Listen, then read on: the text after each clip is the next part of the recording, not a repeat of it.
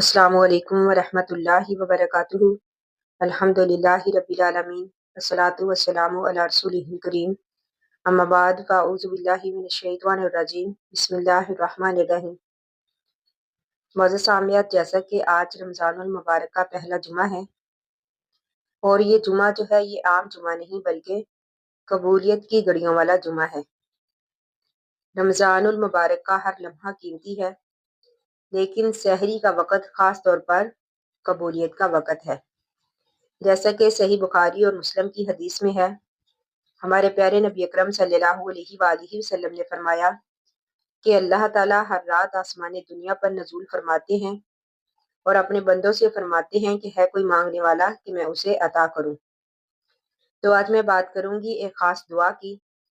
अगर हम उस दुआ को सहरी के वक़्त मांग लें तो इंशाअल्लाह अल्लाह ताला हमारी हर मुश्किल को आसान करेंगे।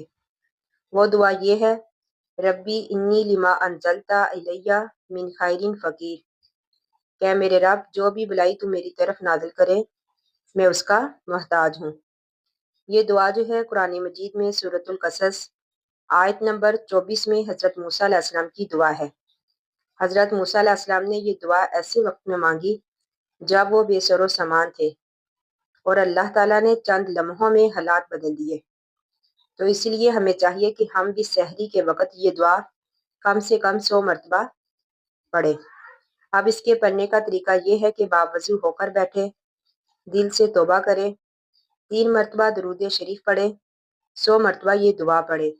आखिर में फिर दोबारा दरूद इब्राहिमी पढ़े, यानी पहले भी दरूद इब्राहिमी 3 मरतबा, आखिर में भी 3 मरतबा दरूद इब्राहिमी पढ़े।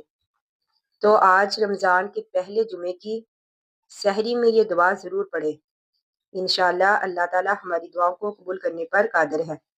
अल्लाह ताला से दुआ है कि अल्लाह ताला हमारी मुश्किलात को आसान करे और ये रमज़ानुल मुबारक जो है हमारे लिए रहमतों का बख्शिश का ज़रिया बनाए। आमीन सुम्मा आमीन। अगर आपको ये वीडियो पसंद आए तो शेयर करें ताकि किसी और की मुश्किल भी आसान हो जाए। बेशक वो अल्लाह ताला हमारी हर मुश्किल को दूर करने पर कादिर है। आखिर दावाना अनिल हम्दुलिल्लाहि रब्बिल आलमीन।